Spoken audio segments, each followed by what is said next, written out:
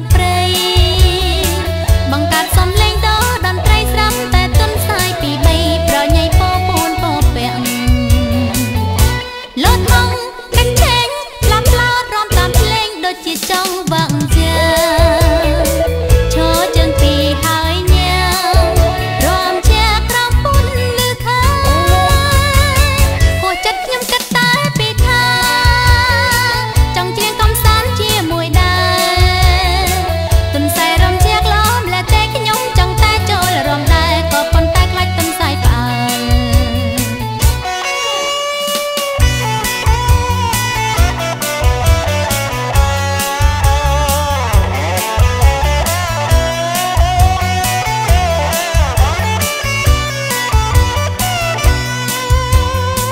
យប់មួយខ្ញុំដើរបោះបាញ់សัตว์